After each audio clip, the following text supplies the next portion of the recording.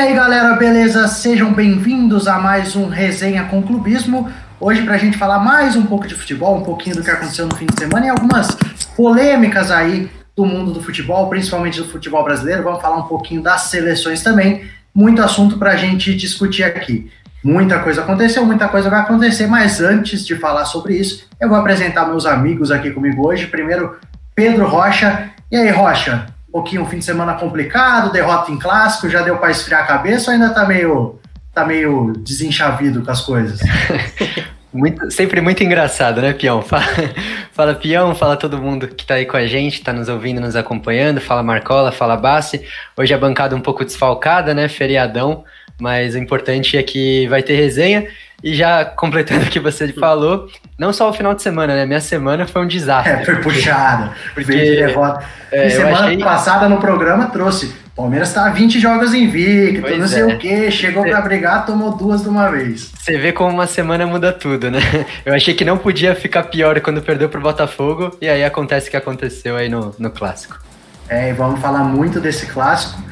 Inclusive, falar de São Paulo que invicto, hein? Quem diria São Paulo invicto em clássicos em 2020 e com algumas boas apresentações. Mas, se a semana do Rocha não foi boa, nossos amigos corintianos aqui, que estão com a gente, estão com mais problema ainda para se preocupar. Z4. E aí, Marcos? Um pouquinho ainda irritado? Esperança com o técnico novo? Como que tá? O Rocha acabou de falar aí que ele achou que não podia ficar pior, mas pode, viu? Pode ficar muito pior, velho. Eu achei que não podia piorar também e ontem, no último domingo, aí eu tive a prova de que tudo pode piorar. Se você é um cara mais otimista, tem esperança ou tá meio também na mesma pegada do pode ficar pior? Fala, galera, tudo bem? Prazer mais uma vez estar aqui com vocês. Agradecer mais uma vez a equipe do Futebol na Veia de ceder esse espaço aqui pra gente. A semana já vem sendo ruins já há algum tempo. Mais especificamente se tratando de Corinthians, as coisas já não vêm boas já há algum tempo e agora piorou de vez. O time entrou na zona da degola e agora o Coelho já não vai mais permanecer. O Wagner Mancini já foi anunciado, não era o que eu esperava, mas vamos ver o que acontece. Eu acho que pior do que tá, acho que só caindo mesmo para a segunda divisão.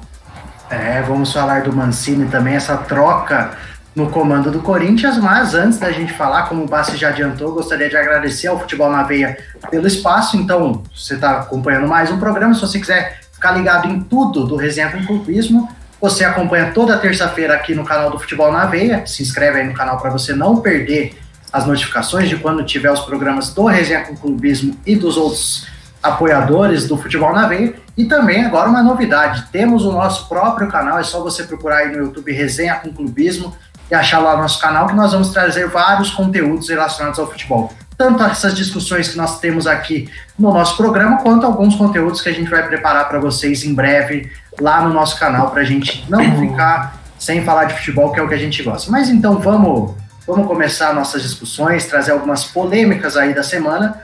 Quero começar com o Clássico. Como o Rocha disse, eu sempre tô feliz aqui no Clássico.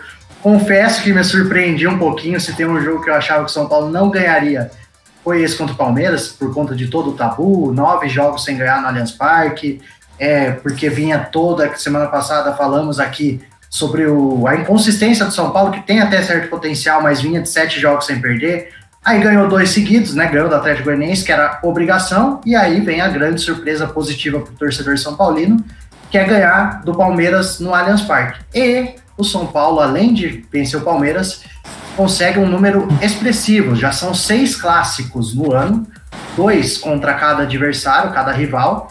Ganhou 1 e empatou 1 com cada um deles. Não perdeu nenhum clássico em 2020. E por isso eu pergunto para vocês, seria Fernando Diniz, o tão contestado Fernando Diniz, o novo rei dos clássicos? Não. Um ano no São Paulo e não perdeu nenhum clássico. Então vai, Bassi, já começa, já puxou. Por que não? Corinthians não ganhou dele, só queria falar isso. E sofreu, hein? Porque os 2 jogos, mesmo o empate com o Corinthians, o São Paulo engoliu o Corinthians no comando do Fernando Diniz. Você viu outros jogos, então? Mas é aquela coisa, né? A alegria de time pequeno dura pouco. Vocês não ganharam. Você disse o cara tá na zona de rebaixamento. Você disse que o São Paulo não perdeu nenhum clássico esse ano, mas e os outros anos? Então, mas por isso que eu levanto a bola do Fernando Diniz. São Paulo sempre sofrendo os clássicos nos últimos anos e agora parece ter encaixado. Não, acho que a gente tem que ir um pouquinho com calma com o Fernando Diniz. Eu acho que já o tempo dele já era para ter sido mandado embora. Ganhou esse gás extra, ganhou no meio de semana, ganhou contra o Palmeiras no final de semana. Agora acho que deu um gás. Agora vamos ver se embala ou se daqui 2, 3 jogos volta a mesma estaca. Então, mas eu acho que é exagero falar que o Fernando Diniz pode ser considerado o rei dos clássicos. Só pra gente puxar aqui, no Brasileirão tem a vitória contra o Corinthians, 2-1 no Morumbi, empate contra o Santos, 2-2 na Vila, que por boa parte do jogo São Paulo controlou o Santos, mesmo jogando fora de casa. São Paulo jogou melhor e acabou tomando o gol de empate numa falha do Volpi.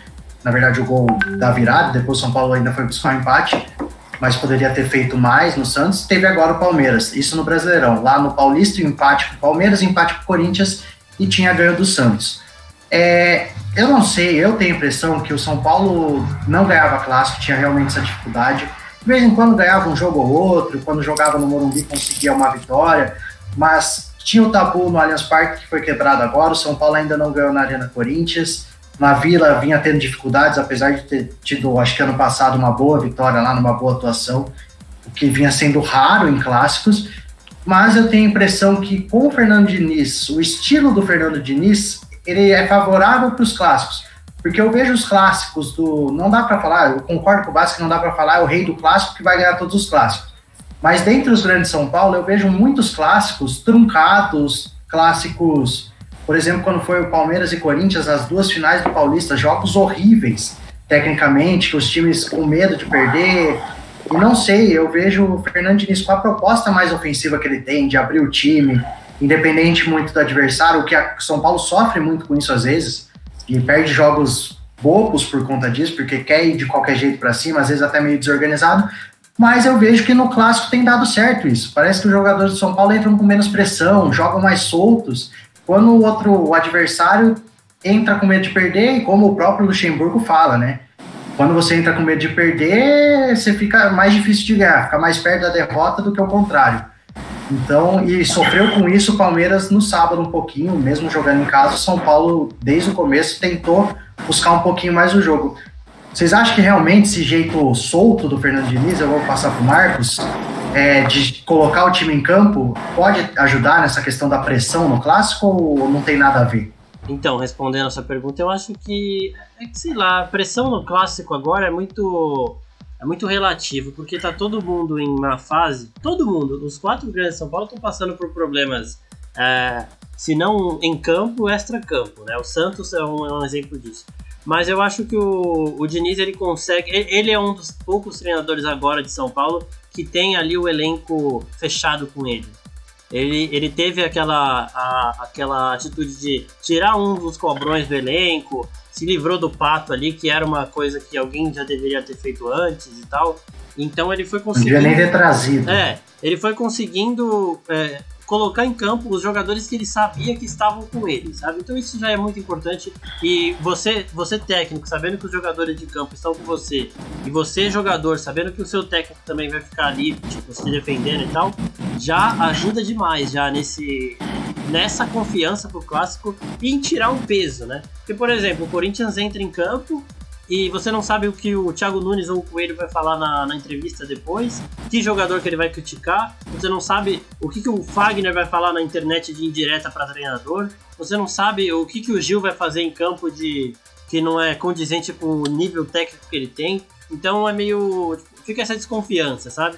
Um não confia no outro e acaba isso refletindo em campo. São Paulo não tem nada disso, porque o Diniz tem os caras dele ali e eles estão jogando por ele, então eu acho que esse é o principal fator para não ter um peso maior em campo. E tem a molecada também que joga mais, os caras querem se provar, e o jogo que dá para se provar é o clássico. A gente viu o Brenner decidindo o jogo contra o Corinthians, contra o Palmeiras alguns garotos entraram bem, o Luan foi muito bem no meio campo, o Brenner tentou buscar o jogo o tempo todo, acabou não marcando gol, mas foi bem. O Gabriel Sara marcou 2 gols contra o Santos, marcou o gol contra o Santos na Vila, no empate em 2-2. Então, acho que tem esse fator do São Paulo hoje, talvez dos 4 ser o que jogar mais leve, apesar da pressão absurda pela fase que o São Paulo vive há alguns anos, tem uma pressão absurda, mas o Diniz consegue, eu percebo, não em cima dele, a pressão é em cima dele e não tanto em cima dos jogadores, ele consegue fazer bem esse bloqueio. Mas vamos pro cara que perdeu o último clássico no sábado, é um jogo que com certeza você acompanhou, né, Rocha? E foi um jogo movimentado, um jogo até certo ponto aberto, poderia também... eu acho que o São Paulo realmente foi um pouco melhor que o Palmeiras e se a gente falar em merecimento, o São Paulo até mereceu ganhar, mas se o Palmeiras tivesse ganho o jogo não seria nenhum absurdo. Antes do gol do Reinaldo no pênalti, a gente teve várias chances para os dois lados. O primeiro tempo, apesar de ficar mais no meio campo, o Palmeiras poderia ter aberto o placar. O São Paulo também teve chances, obviamente, mas o Palmeiras não fez um jogo tão ruim e acabou no segundo tempo, talvez perdendo exatamente para aquela vontade de não perder o jogo. E aí trouxe o São Paulo para cima, o São Paulo soube aproveitar, teve o pênalti, lógico, que faz completamente diferença. E aí no fim, com o Palmeiras meio desorganizado, faz o segundo gol. Poxa, antes da gente passar para o lado do Palmeiras, você acha que o São Paulo aprendeu a jogar clássico em 2020 ou o não perder tem sido mais circunstancial por conta dos jogos em si? Bom, primeiro respondendo a questão que a gente levantou no começo, né, dessa discussão, eu não acho que o Fernando Diniz seja rei dos clássicos, até porque ano passado ele no final do ano era técnico do São Paulo, quando, por exemplo, o São Paulo tomou um vareio no Allianz Parque, né, do Palmeiras, se não me engano, do Mano Menezes, que foi 3-0. Mas é preciso saber elogiar também, o São Paulo em 2020, querendo ou não, tá sabendo sim jogar melhor, não digo pelo Paulista, mas digo por esses jogos aí no Campeonato Brasileiro. Jogou bem contra o Palmeiras, jogou bem contra o Santos e jogou bem contra o Corinthians. Então, preciso saber reconhecer isso. E falando um pouco do jogo, eu discordo um pouco de você, Pi, eu acho que não foi uma partida boa tecnicamente. E digo mais, eu acho que o São Paulo ganhou pela organização em campo. Foi um time muito mais organizado que o Palmeiras parecia um catado em campo, uma bagunça só. E aí o São Paulo, me arrisco dizer que se não fosse o pênalti do Reinaldo, tinha tudo para ser 0-0 o jogo. Mas depois do gol, o Palmeiras conseguiu se bagunçar ainda mais. Não sei se não acreditava que isso seria possível, mas aconteceu. E aí o Diniz ele deixou o São Paulo ali organizado e num contra-ataque matou o jogo no finalzinho. Mas esse clássico específico, óbvio, o São Paulo jogou bem, ganhou, mas eu acho que poderia ter feito mais, muito pela desorganização do Palmeiras. Eu acho que em algum momento do jogo, quando o jogo já estava fácil, né, quando o Palmeiras ficou com 1 a menos em campo, né, porque o Luan estava machucado e estava jogando lá na frente, eu acho que o São Paulo recuou muito, deu brecha para o Palmeiras empatar o jogo, mas acabou que deu tudo certo para ele, e sim, tem que saber elogiar essa boa fase dele em clássicos, né? Bom, vamos para o outro lado já, aproveitando, todo mundo já falou um pouquinho do Diniz, do São Paulo nos clássicos esse ano, mas vamos falar do Palmeiras também, né? Acho que acende um certo alerta essa derrota, essa sequência, né? Perdeu para o Botafogo no meio da semana, depois agora perde para o São Paulo também. Vinha dos 20 jogos invicto, mas tinha algumas atuações não convincentes nesse meio de trabalho, alguns empates meio ali que se salvou no final, outros que eram jogos que eram considerados tranquilos para o Palmeiras, e o Palmeiras aceitou. Eu não quero levantar aquela pergunta, o Luxemburgo ainda é técnico para time grande? Não, isso aí a gente não vai entrar nisso hoje, que é um negócio muito discutido, mas eu quero fazer uma outra pergunta. Hoje, dia 12 de outubro que nós estamos gravando, 13 de outubro para vocês, o Luxemburgo merece continuar no Palmeiras ou já acende aquele assim, o Palmeiras pode olhar para outras opções? Poxa, você palmeirense, Luxemburgo deve continuar no Palmeiras ou não? Cara, eu sou um dos maiores defensores, assim, de treinador. Eu sempre tento enxergar por outro lado as histórias e tal. Mas eu sou a favor da demissão dele. Eu acho que essa semana escancarou muitos problemas que o Palmeiras vinha apresentando.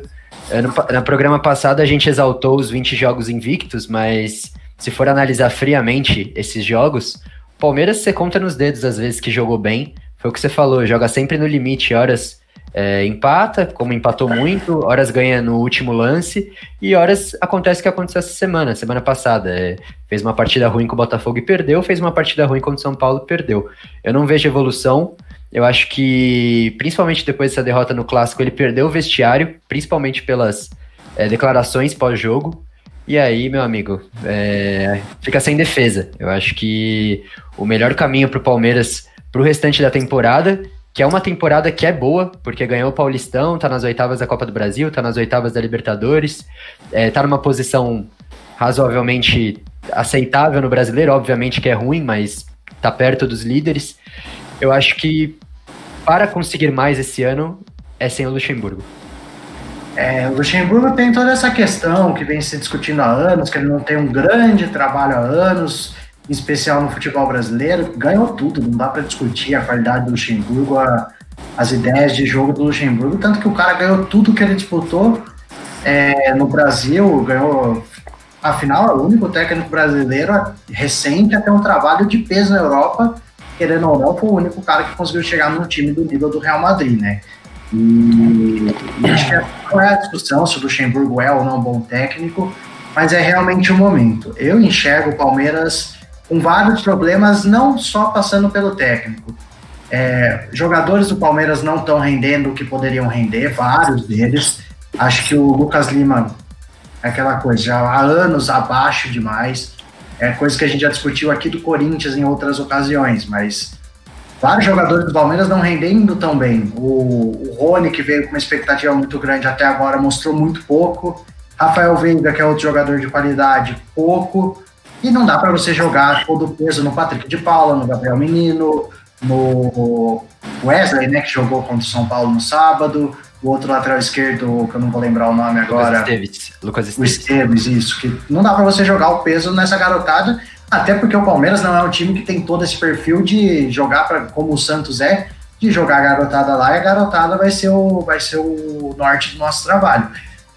Mas eu acho que passa por outros fatores, não só técnico. Acho também que tem a questão do vestiário. Vejo que o Luxemburgo não tem mais controle do vestiário, apesar de ser um técnico muito conhecido por isso, por ter os jogadores na mão. Dessa vez não vejo que ele está conseguindo fazer isso no Palmeiras. O Bruno Henrique, que até ano passado foi um dos principais jogadores do Palmeiras, já foi embora, vai lá para a Arábia. Perdeu o Dudu, tá fora também, que era um dos jogadores principais. E outros jogadores não vêm rendendo o que deveriam render. Dito tudo isso, se você hoje, presidente do Palmeiras, manda ou não manda o Luxemburgo embora? Não mandaria. Eu acho que Vanderlei Luxemburgo à parte, eu acho que a torcida do Palmeiras tem uma tendência a cobrar demais. E às vezes essa cobrança, eu acho que é um pouco exagerada. Claro que tem que cobrar, claro que tem que exigir o melhor futebol do nosso time em campo. Ainda mais com o investimento que o Palmeiras faz, que o Atlético Mineiro fez, que várias outras equipes fazem. Mas eu acho que não é hora de mandar o Vanderlei Luxemburgo embora. Eu acho que ele merece mais um tempo. Não é à toa que está aí, foi uma das melhores campanhas da Libertadores, está nas oitavas de final, vai ter a Copa do Brasil para ser disputada, tem o Brasileiro, não dá para ganhar sempre, é claro, empatou muitos jogos, mas é claro, precisa melhorar. Mas eu não mandaria o Luxa embora. Eu acho que um dos problemas do Palmeiras de estar nessa fase assim, empatando, não tem muita objetividade, não vem agradando a todos os torcedores palmeirenses, eu acho que passa muito pela saída do Dudu, que ainda eu acho que faz muita falta no time do Palmeiras. Eu acho que a torcida sente muito, o time sente muito a falta daquele jogador veloz, daquele jogador que chama o jogo, daquele jogador diferenciado. Vem tentando aí com outros meninos, o próprio Gabriel, lateral direito, o Patrick de Paula vem mostrando uma baita de uma categoria pela idade que tem. Então eu manteria o Luxa embora, porque eu penso assim, vai mandar o Luxa embora e vai trazer quem? O Felipão de novo? O Mano de novo? Vai trazer quem? A não ser que contrate alguém de fora do país, não sei, mas aí tem que pensar, tem que ter muita convicção naquilo que precisa ser feito. Mas não, eu não mandaria o Luxa embora. Então o Bassi não mandaria. Eu confesso que ainda tenho dúvidas. Como eu disse, eu acho que ele não tem mais o elenco na mão, mas também sabemos que ele entende futebol e que pode acontecer, por exemplo, o que aconteceu com o São Paulo, que o Diniz vinha balançando, ganhou 2 seguidas, inclusive um clássico. Agora já tem torcedor aí falando que o Diniz, nossa, que o problema não era rei ele. Rei dos clássicos. Tem torcedor falando que ele é rei dos clássicos. Tem torcedor falando, nós estamos só questionando. Marcos, você, com relação ao Luxemburgo, inclusive, antes do Mancini, falou-se, eu vi, acho que, não sei se foi o PVC, alguém escreveu um artigo falando que o Luxemburgo e o Corinthians poderiam até flertar caso ele saísse do Palmeiras, mas aí o Corinthians já contratou o Mancini, enfim. Marcos, você hoje acha que... Semana passada a gente falou que o Palmeiras, pelo elenco que tem, pelo investimento que tem, a organização que tem, é time que tem a obrigação de brigar por títulos, de disputar tudo que entra para competir. Você acha que essa brigar por títulos hoje acontece com o Luxemburgo ou sem o Luxemburgo? Como seria mais fácil para o Palmeiras chegar nesse caminho para brigar pelos títulos na temporada?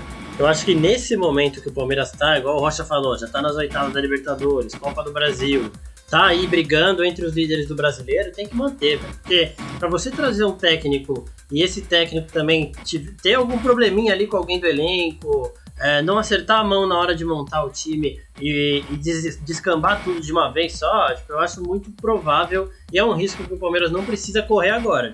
Não é que tá desastroso igual, por exemplo, o Corinthians. O Corinthians tá desastroso, o Palmeiras não. O Palmeiras tá lá conseguindo resultados, perdeu o clássico. Isso acontece, isso aí dá uma estremecida no cargo mesmo. Igual lá o Grenal também, porque o Cudê tava ganhando tudo, perdeu do Grêmio também, já todo mundo pedindo pra ele sair. Calma. O Cudê é terceiro colocado do Campeonato Brasileiro, com o Inter, que talvez não seja um time tão forte assim como elenco, e exatamente. Só porque ele perdeu os Grenais lá no Gaúcho e mais um agora no Brasileiro, já tinha torcedor questionando o trabalho dele, não é bem assim, né? É isso, e é o que o Bassi falou também, que vai trazer quem? Porque aí o Palmeiras manda embora. Vai pegar o Abel Braga? O Palmeiras, diferente do Corinthians, tem as opções exteriores também, porque o André Sanches, genial, né? Por favor, eu estou sendo sarcástico.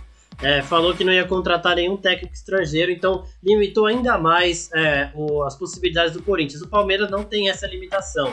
Então pode ir atrás do Heinz, que é o que estava bombando aí nas redes sociais, que são treinadores com uma visão de futebol mais atual e interessante. Só que pra dar errado também é um risco, que não precisa ser corrido agora, sabe? Você pode esperar a temporada acabar e aí sim, faz um balanço do trabalho e beleza, a torcida não gosta, você tem alguns problemas com os jogadores, a gente vai recomeçar o trabalho com outro técnico e manda embora, agora não. Então podemos encerrar assim, tirando o Rocha, que é o palmeirense da turma, o Resenha com Clubismo fecha, então, que não deve mandar o Luxemburgo embora, até porque, como o Rocha disse, não é uma temporada ruim do Palmeiras. O Rocha é da turma do amendoim, por isso que ele fala isso. Ele era o cara que ficava gritando pro Gabriel de Oswaldo reclamar, essa turma aí. A Allianz, ele fica ali no camarote. Mas então o Lucha, acreditamos que possa continuar no Palmeiras e até dar uma recuperada, mas ainda vejo como um sinal de alerta, pode ser um dos próximos a rodar no Brasileirão. E falando em rodar no Brasileirão, o Corinthians tinha perdido o Thiago Nunes, tinha apostado no Coelho, o Coelho fez o quê? Acho que 7 jogos, mais ou menos? Perdido o Thiago Nunes não, né? Mandou o Thiago Nunes embora. Perdeu o Thiago Nunes saiu do trabalho, quis dizer assim. Mas o Coelho deve ter feito o quê? Uns 7 jogos, Marcos Bassi? Começou contra o Fluminense, aí ganhou do Bahia, e depois foi só ladeira abaixo, uns 6, 7 jogos.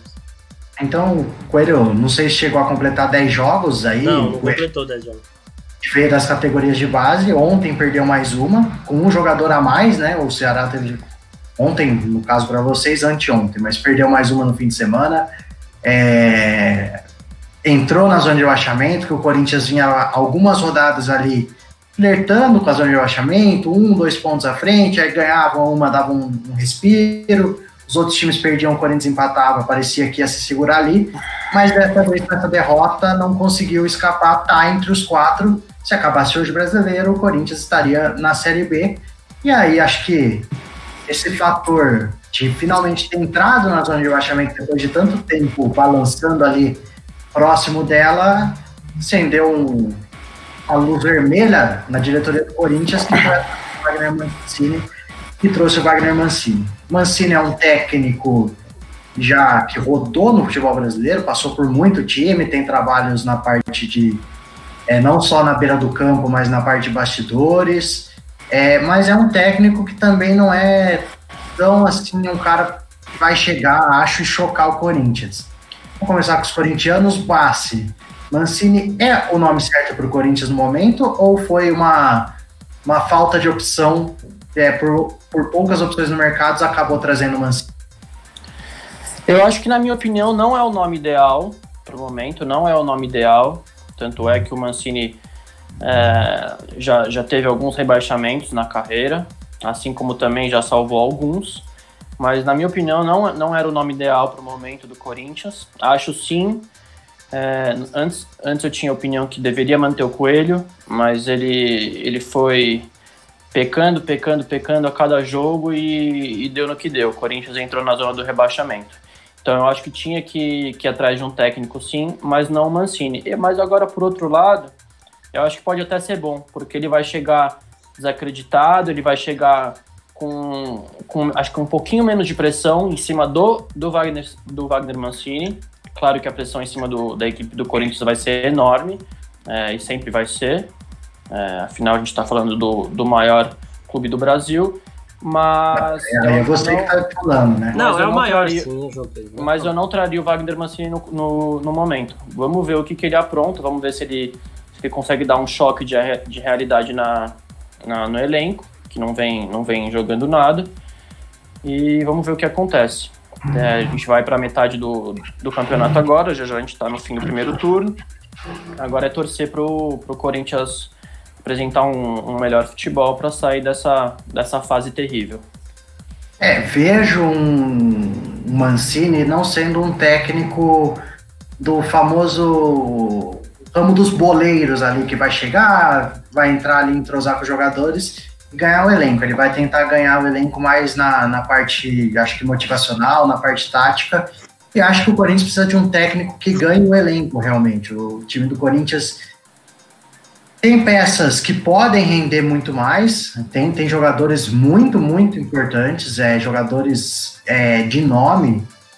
Se a gente pegar, já temos alguns aqui, tem o Cássio, o Fagner, o Gil, o Luan, que pode jogar muito mais do que está jogando, o Jô, que também não vive uma fase longe do ideal, sem contar nomes nem de tão renome, mas que podem acabar encaixando e melhorando muito esse Corinthians. Pode falar, Bassi. Se você for pegar no papel, a gente tem vários jogadores de seleção na equipe. A gente tem o Cássio, que já foi de seleção.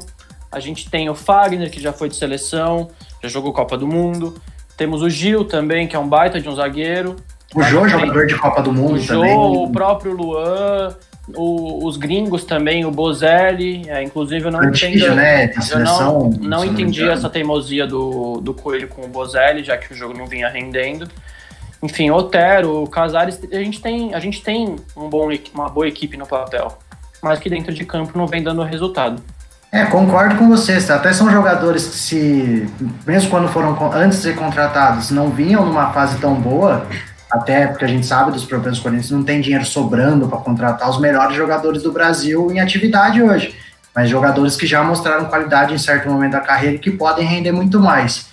Ei, Rocha, dito tudo isso de elenco, passa pelo Mancini, o Mancini pode dar jeito nesse Corinthians, ou é aquela contratação porque o Corinthians precisava desesperadamente de um técnico e o que sobrou foi o Mancini mesmo, estando empregado, né? Estava no Atlético Goianiense.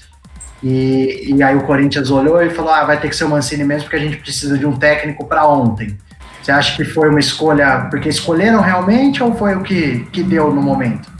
Eu acho que foi um pouco de desespero, na verdade.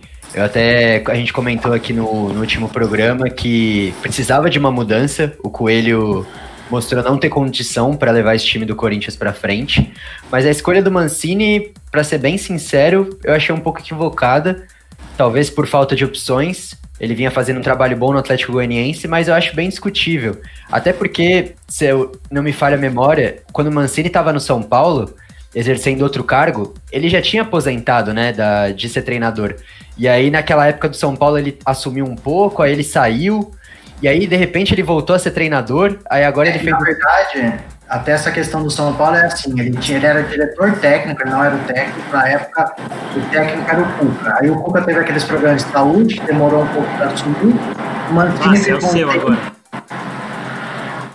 Agora é do Bassi. Eu não tô ouvindo nada. Não, mas ele tava aparecendo aqui embaixo, mas agora parou. Fica olhando os 3 pontinhos verdes aí. Posso ir? Pode. Então, a questão do Mancini no São Paulo, na verdade, ele era diretor técnico, o Cuca veio, eles foram contratados praticamente juntos, só que o Cuca ia demorar para assumir, que ia passar por uma cirurgia, o Mancini ficou, aí quando o Cuca chegou, ele foi para diretor técnico, depois o Cuca saiu, foi mandado embora, e o Mancini assumiu interinamente. Quando assumiu interinamente, acho que ganhou 2, 3 jogos, ele resolveu voltar a querer ser técnico. E nesse meio campo veio o Fernando, ele foi efetivado, e no mesmo dia que ele foi efetivado, depois parece que teve questão, acho que o Daniel Alves reclamou, e aí veio o Fernando da diretoria. Isso, confirmou ele, no mesmo dia contratou o Diniz, e aí ele ficou magoado, saiu e tocou a vida e agora voltou a ser técnico, né? Então, e completando, a gente fala muito do Luxemburgo, né, dos últimos trabalhos do Lucha. Se você pegar o Wagner Mancini, os últimos trabalhos dele, é difícil citar algum que foi muito bom. Esse do Atlético Goianiense foi... pequenos, né? Sim, exato. O do Atlético Goianiense eu achei interessante porque ele conseguiu organizar o Atlético de uma forma que o clube não... Por exemplo, o Atlético não tá na zona de rebaixamento, né? Que era a grande realidade. Então, eu acho que foi uma escolha desesperadora. E só completando o que o Bassi falou, eu acho também no papel o time do Corinthians, pelo menos para não estar nessa situação, mas também é um pouco discutível. Eu acho que todo ciclo tem o seu fim. Até que ponto, por exemplo, o Cássio hoje é um baita goleiro? Sem criticar, sem falar do passado dele, né? Que é brilhante. O cara é ídolo do Corinthians, um dos maiores. Mas hoje ele tá falhando, não tá como o Cássio de antes. O Fagner tá jogando muito mal também. O Gil, muito mal. Otério, Casares, há quanto tempo não fazem uma partida boa? Então, assim, eu acho que o Corinthians, com essa escolha do Mancini, pode dar, sim, um choque de realidade pro grupo. Ele pode organizar minimamente o time, mas eu acho que tornou a situação ainda mais desesperadora. Eu acho que se antes era complicado, agora acho que pode ficar mais ainda, porque eu não vejo, por exemplo, o Mancini melhorando o Corinthians 100% a ponto de ele terminar o ano bem, começar o ano que vem como treinador do Corinthians. Acho que foi aquela escolha para tapar buraco. E vamos tentar escapar aqui dessa situação incômoda e ver o que acontece. Não foi pensando no futuro, isso eu tenho certeza. E se melhorar, vai ser aquele melhorar o mínimo para escapar no fim do ano e no fim do ano, né? Vai ser ano que vem, mas para escapar no fim do campeonato e não ter que jogar a Série B. Exato. E o Rocha tocou num ponto interessante. O time do Corinthians talvez seja a hora, a gente pode até trazer essa discussão mais a fundo em outros momentos, a gente olhar para o time do Corinthians como um time dos famosos ex-jogadores em atividades. Lógico, não discuto o que Cássio, Gil, Jô, Fagner já jogaram, porque são jogadores que no seu auge poderiam ser titulares em qualquer time do Brasil e brigar por posição em grandes times aí do mundo afora. Mas já é um time com uma certa idade, o Jô já volta... Tanto o Jô quanto o Gil já são aqueles jogadores que estavam na China, no Japão e acabam voltando pela identificação que tem com o clube. Ano passado o Corinthians teve o Ralf mais ou menos na mesma situação. O Fagner também, apesar de não ter saído e voltado, mas é um jogador que já vem, desde que foi para a Copa do Mundo 2018, não vem repetindo tão bem o futebol que o levou a essa posição. E o Cássio, como o Rocha disse, vem falhando algumas vezes. Mas essa é uma discussão para outro momento. Marcos, você é torcedor do Corinthians, né? Se você hoje estivesse na diretoria do Corinthians, apesar de a gente sabe que o Coelho realmente não poderia ficar, que o Corinthians precisava de um técnico, você teria trazido o Mancini ou teria ainda estudado mais um pouco o mercado para tentar trazer alguém que pudesse realmente mudar a cara do Corinthians, ou você acha que o Mancini pode ser esse cara? Bom, primeiro falando do Coelho, o Coelho ele é uma pessoa extremamente arrogante arrogante, porque na coletiva do pós-jogo contra o Coritiba, que foi o último jogo dele como técnico do Corinthians, eu espero até que das categorias de base, eu espero que ele seja mandado embora do clube de uma vez por todas e não tenha mais cargo nenhum lá dentro, porque ele é uma pessoa arrogante e taticamente é muito raso. Ele foi perguntado sobre o porquê dele entrar com 3 volantes e sem o Xavier. O Xavier foi o moleque que ele lançou, entrou bem, foi o destaque do time e ele não usou mais. E aí, de uma hora para outra, ele pega o Ederson, que não estava nem sendo relacionado, e põe de titular. E ele, extremamente arrogante e mal educado, ignorou simplesmente a pergunta do repórter e disse: próxima pergunta, se não tem pergunta eu vou embora, e foi embora. Então, assim, ele é uma pessoa que dentro de campo, na primeira passagem dele que foi cobrindo ali quando o Carille foi mandado embora, ele demonstrou ali que poderia, num futuro, estudando um pouco mais, trazer alguns bons resultados para o Corinthians. Porque ele deixou o time mais ofensivo e tudo mais. Só que agora, ele, nessa passagem atual, ridículo, péssimo em todos os sentidos, dentro de campo e extra-campo. Então, vai com Deus, Coelho, não volte mais pro Corinthians. Muito obrigado, porque como jogador você não nos ofereceu nada e como técnico menos ainda. Então, agora falando do Wagner Mancini, ele chegou no Corinthians mais ou menos como o senhor Valdemar chegou no Flamengo. Quem não sabe, bota aí senhor Valdemar Flamengo, porque o Corinthians hoje amanheceu... Maravilhoso. Porque hoje o Corinthians amanheceu com cartazes xingando o Wagner Mancini na porta do estádio, porque ele já teve algumas polêmicas contra o Corinthians, nada demais, só que já chegou com esse peso maior, esse peso a mais aí, além do campo mesmo. Até porque agora no Corinthians qualquer coisa é polêmica, né? Qualquer decisão acho que vai ter questionamento pela fase que o clube vive. E assim, eu acho que se é para trazer um técnico empregado, eu traria alguém que tem mais identificação com o Corinthians e que também ia se demitir daqui a pouco, o Mano Menezes. Ele tá muito mal no Bahia, ele ia ser mandado embora daqui a pouco, porque não ganha, né? A Pau foi expulso também no final de semana. E ele, pelo menos, tem mais identificação com a torcida, ele não chegaria sendo xingado do jeito que o Mancini foi. Só que o Mancini tá aí... Também, né? Não, esse aí não. Esse aí não, o Cristóvão também não, tem técnico que não dá. Mas o Wagner Mancini conseguiu recuperar o Janderson no Atlético Goianiense. O Janderson foi escorraçado do Corinthians pelo Thiago Nunes, chegou lá e virou titular em poucas rodadas, dando assistência em todo jogo, fazendo gol até. Então virou um jogador mais agudo. Eu espero que ele faça isso com mais gente no Corinthians agora. É possível até que ele chame o Janderson de volta, por já ter ali uma certa identificação com o atleta. E eu espero que ele dê chance aos jogadores que estejam de fato jogando bem. Porque assim, é inexplicável o que o Coelho fez com o Xavier. O Coelho conhecia o Xavier da base, foi ele o responsável por subir o garoto e não colocou mais, não deu justificativa. Se é alguma coisa extra-campo, fala, ele não tá bem, não sei o que, não fica fugindo de pergunta. Então eu espero que o Wagner Mancini ele tenha um pouco mais de noção tática. É o que o Pedro falou, o Rocha falou que estava bem, o Atlético Goianiense até.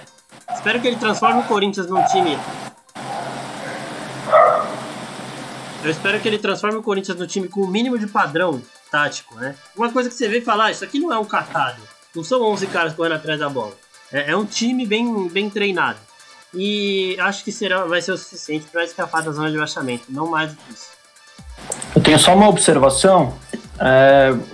Você tocou bastante no assunto sobre colocar os jovens, tirar os jogadores renomados. Eu concordo com você que tem que sacar quem não está jogando nada já há algum tempo. Mas a gente tem que entender que no futebol brasileiro, principalmente, muitas vezes a culpa não é também do treinador. Muitas vezes a ordem pode vir de lá de cima, muitas vezes o treinador quer sacar, quer deixar o jogador do banco e a gente sabe como funciona. O Luan, por exemplo. A gente não sabe até que ponto isso pode acontecer nesse caso, mas o Luan foi um jogador de um grande investimento pro clube do Corinthians e o pessoal vem insistindo.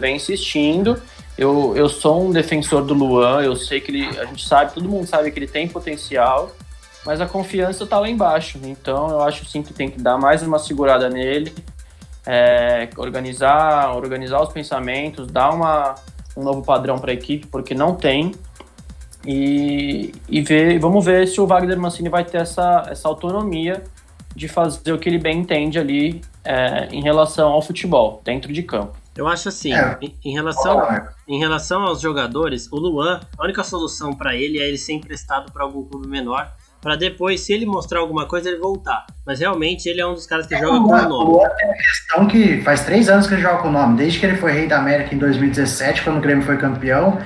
No outro ano ele já não repetia um bom futebol e foi afundando cada vez, jogando menos. E agora o Corinthians investiu nele. Não acho que é um investimento completamente absurdo, porque o Luan tem qualidade sim, apesar de não ver numa boa fase. E muita gente esperava que com essa mudança de áreas, talvez o Luan voltasse a ser aquele Luan.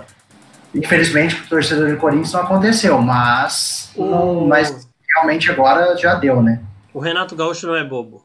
Ele abriu mão do Ramiro, ninguém entendeu por quê. O Ramiro é um cara aqui que só corre. Pelo menos ele é participativo em campo e tal. Às vezes é importante algum lance ou outro. Agora, ele abriu mão do Luan para ficar com o Jean-Pierre. O Jean-Pierre era o substituto do Luan. E ele não é bobo, ele tá vendo o que tá acontecendo ali. Bobo é o Corinthians, que vai, pega e paga 700 pau por mês pro cara, o cara fica andando em campo e mantém escalando ele. Ele não domina uma bola. A bola chega no pé do Luan, ele estraga as jogadas. E falando do Fagner e do Gil, dois engraçadinhos aí, que eu não sei o que tá acontecendo com eles. O Fagner eu até dou um pouco mais de crédito, porque você vê que ele corre ainda, se esforça. O Gil voltou da China, parece que não voltou, né? Mas o Corinthians tomou mais de 30 gols esse ano, e mais da metade desses gols foi pelo lado do Fagner. Então, assim, Fagner e Gil. Ontem o Gil mudou pro lado esquerdo porque o Avelar não tava, mas foi ele que falhou no gol mais uma vez, no primeiro gol pelo menos. Ele e o Fagner de novo. Então, assim, pro lugar do Gil você tem que deixar o Bruno Mendes, ele começou agora, precisa de uma sequência e tem que arrumar outro zagueiro. Chamou o Marlon de volta, que era reserva de um time que tá na Z4 da Série B, que é o Cruzeiro. Então é outro que não vai adiantar muita coisa, tem que ir no mercado e comprar. E o Cássio, eu também não sei o que tá acontecendo, porque o cara não sabe jogar com o pé, fica segurando a bola na pequena área, depois vai reclamar que marcou o pênalti. São problemas aí, mais uma vez, alguém tem que chegar com esses caras e conversar com eles, porque alguma coisa não tá funcionando. E por esse lado, até só fazer um comentário sobre o Mancini. Não acho que realmente é um nome que vá mudar o Corinthians da água para o vinho, que, como o Rocha disse, que o Corinthians acabe o ano bem, até, quem sabe, chegando, dando uma arrancada e chegando ali no pelotão da frente do brasileiro. Acho que se o Mancini melhorar o Corinthians, vai ser melhorar o suficiente para o Corinthians sofrer menos nessa luta contra o rebaixamento. Mas o que o Mancini faz, um lado positivo do Mancini, é um cara que, por outros trabalhos, ele já trabalhou com times que não tinham um elenco tão forte, então ele sabe usar garotos da base e jogadores que não estão tão alta e alguns jogadores que ainda não mostraram muita coisa no futebol.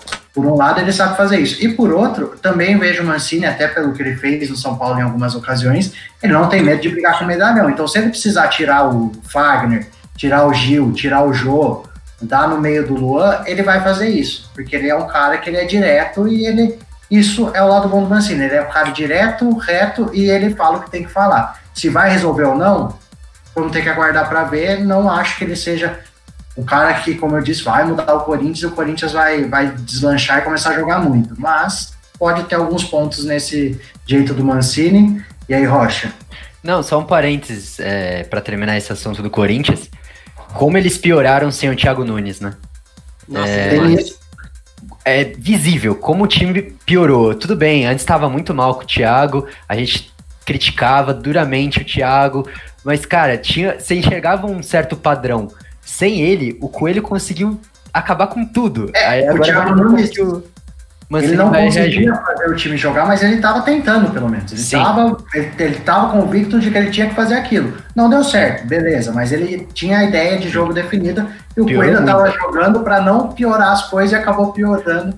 E digo mais, tem um problema do Wagner Mancini, que é assim, o Wagner Mancini é uma aposta do Corinthians, né? O Corinthians tá apostando, não é que trouxe porque confia nele que ele vai ser o cara para resolver a situação, ele é mais uma aposta. E assim, esse negócio de apostar, principalmente na condição que o Corinthians tá, daqui 5, 6 jogos, o time do Wagner Mancini não encaixa, continua jogando mal, aí manda ele embora para tentar trazer outro, que provavelmente vai ser uma outra aposta, ou até, sei lá, enfim, e aí quando vai ver, às vezes já tá tarde demais, mas... É que o Wagner Mancini... de um técnico agora, né? Eu sempre gostei, pra falar a verdade, do Wagner Mancini, mas assim, bem antigamente. Atualmente, ele é aquele técnico que consegue organizar a casa, né? Acho que é isso que o Andrés olhou o mercado e pensou, para esse ano eu preciso de alguém que organize a casa, que faça o Corinthians jogar minimamente para sair da zona. E eu acho que ele tem bem convicto isso na cabeça, e por isso que eu também não entendo porque o Mancini quis assumir essa bucha. Um cara que já tinha largado a profissão, né, entre aspas, retornou, tava ali tranquilo com o Atlético Goianiense, assumir essa bronca com um time grande para depois... na cabeça do Mancini, acho que ele sabe também que ele não tem muito futuro no Corinthians. É difícil imaginar que o Mancini vai arrumar a casa e o time ele vai continuar no que vem e vai ter um contrato longo. É muito para tapar buraco mesmo. E outra, né? O Mancini, pelos últimos trabalhos dele, se a gente for ver, é um técnico que a maioria dos últimos empregos dele foi nessa situação de tentar tirar time de zona de rebaixamento. Teve Chapecoense, Figueirense, Vitória, vários times que ele passou recentemente eram nessa situação. Não, lógico, o peso do Corinthians, porque o rebaixamento de uma Chapecoense, do Figueirense, do Vitória é uma coisa, o rebaixamento do Corinthians é outra completamente diferente. Só que foi sempre nessa situação de tentar salvar os times. Mas como eu acho, só para encerrar, eu acho que nessa pegada aí, o Gordiola Guto Ferreira seria muito mais uma aposta mais válida do que o próprio Mancini. E só para encerrar de vez o assunto Corinthians, o Wagner Mancini, no seu histórico, já acumulou 5 participações em rebaixamentos na carreira. Guarani 2010, Ceará 2011, Sport 2012, Botafogo 2014 e Vitória 2018. Então, para quem gosta de estatística... Mas é também por essa situação dele sempre tá ali nesses times que estão ali brigando. Ele sempre aceita trabalho, mas é um número Cruzeiro considerável. 2.0. Por aí. Antes da gente mudar o assunto, eu só queria terminar com uma coisa, com uma observação. A gente, nos últimos anos, a gente sempre vinha destacando o poder defensivo da equipe do Corinthians, que sempre não tomava muito, nunca foi de tomar muitos gols. Sim, a gente estava acostumado a ganhar daquele 1-0 chorado, 2-0, 2-1, mas a gente o torcedor não estava acostumado a tomar muitos gols. E com a vinda do Thiago Nunes, que eu acreditava que ele pudesse fazer alguma coisa, fazer que o elenco jogasse, a filosofia de jogo acabou mudando. Acabou mudando em que sentido? O Thiago Nunes veio com uma proposta de jogo totalmente diferente do que aquilo que vinha sendo apresentado nos últimos anos, por Carille, Mano Menezes, Tite e afins. Então, eu acho que essa caída, esse desempenho ruim do Corinthians nesse ano, e também no ano passado, mas acho que mais nesse ano, passa muito por aí, nessa tentativa de mudança da filosofia de jogo, que era, vamos tentar tiro de meta, não vamos dar chutão, vamos trabalhar a bola aqui atrás. Isso passa um pouquinho por essas falhas do Cássio também, que foi o que aconteceu ontem. Então eu acho que essa tentativa frustrada do Thiago Nunes mudar a filosofia do time acabou prejudicando e a gente está sofrendo as consequências. Então vamos ver se agora o Wagner Mancini chegando, vamos ver se ele consegue arrumar a casa. E só para fechar, juro que é para fechar. O Corinthians, quando apostou no Thiago, estava disposto a isso, né? Foi a aposta, foi falando isso. Todo mundo sabia que... Defensivamente, vamos tentar dar o upgrade pro e até defendendo a permanência do Thiago no cargo, né, depois das eliminações, falou, não, precisa de tempo, vamos quebrar a cara, vamos ainda até dar... E aí o que aconteceu? Demitiu o Thiago, ele deixou a herança, querendo ou não, meio bagunçada, né, porque ele mudou o estilo de jogo do Corinthians e agora Agora, até onde tá difícil. Mas, acho que o Mancini a gente só vai poder saber com o tempo. Fica meio que uma incógnita aí dessa aposta do Corinthians no Mancini, se vai dar certo ou não. Mas eu quero continuar em técnico. Eu vou falar de um técnico que acho que ele dá certo, ninguém vai discordar do trabalho dele, apesar de ter tido lá um pequeno baixo no ano passado, quando foi para o Cruzeiro, né? Mas eu estou falando, obviamente, do Rogério Ceni, né? A questão do Cruzeiro a gente vai deixar de lado, vamos trazer só o trabalho dele no Fortaleza. E eu levanto a pergunta e quem quiser responda primeiro. Rogério Ceni é o melhor técnico do Brasil hoje pelo trabalho que faz no Fortaleza? Não. Pode. Eu acho que é difícil falar o melhor técnico do futebol brasileiro, mas se a gente for analisar na proporção treinador/elenco que ele tem para comandar, eu acho que não é feio dizer que é o melhor trabalho, sim, no futebol brasileiro. Se a gente pega a tabela, o Fortaleza está em 8º lugar, com 21 pontos, e dos clubes à frente dele, são todas equipes que têm investimentos maiores, que têm elencos mais fartos. Então, eu acho que o trabalho dele é excelente. Ele transformou o Fortaleza, não só dentro de campo, né? A estrutura Fortaleza é um clube que entra na Série A hoje. Sem o Rogério, seria uma expectativa para brigar para não cair. Com o Rogério, não. É para brigar por uma vaga na Sul-Americana e, quem sabe, buscar uma vaga na Libertadores. Então, o trabalho dele é fantástico e eu coloco, sim, se não é o melhor trabalho no futebol brasileiro, é top 3, com certeza. Pode ir lá. Eu só vou explicar o porquê que eu falei não, mas o trabalho dele no Fortaleza é sensacional, realmente. Só que ele teve já tentativas São Paulo e Cruzeiro, que são dois times um pouco maiores, e não rendeu. No São Paulo tudo bem, era o primeiro trabalho, e depois dele já ter mostrado essa melhora no Fortaleza, ele foi pro Cruzeiro e não conseguiu render também, circunstancialmente, porque tinha Thiago Neves no elenco, que é laranja podre também, tinha um monte de cobrão lá que não comprou a ideia dele e não deu certo. Então eu acho que para ele chegar nesse patamar, falta um trabalho num time grande, um trabalho que dê a ele essa oportunidade de ser isso. Aparentemente tem gente no São Paulo querendo ele pro ano que vem. Eu acho que seria um time... na diretoria, na verdade, então, mas... eu acho que é um time que pode oferecer para ele isso, é um time de primeiro escalão, para ele mostrar assim, beleza, eu sou o melhor.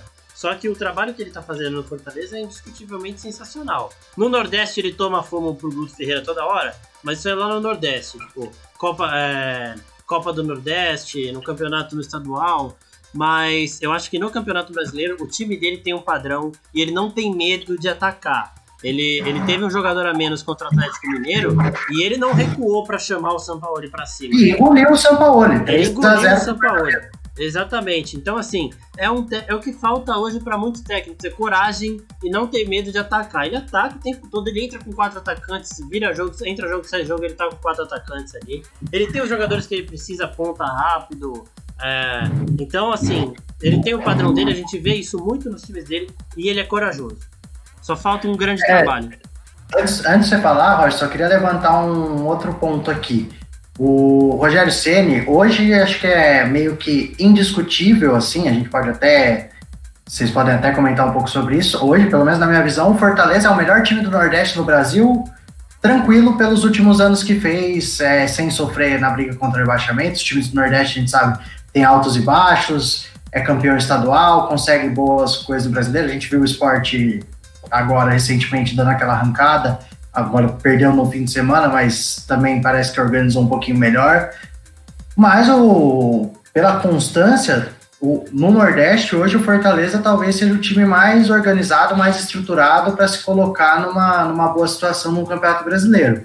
E aproveitando que o Marcos falou, eu queria só desconsiderar aqui na discussão os trabalhos do São Paulo, porque tem várias questões ali, ele estava começando, teve vários problemas de bastidores, e mesmo na época do São Paulo com problemas de bastidores, em alguns momentos ele conseguiu já dar uma ideia do que seria o trabalho do Rogério como técnico, desse trabalho ofensivo, mudando algumas peças, conseguiu alguns bons jogos ainda como técnico de São Paulo, e depois acabou que não deu certo. E ano passado no Cruzeiro, para mim você podia pôr qualquer um no Cruzeiro que não salvaria o Cruzeiro, porque o Cruzeiro tinha N outros problemas além do treinador.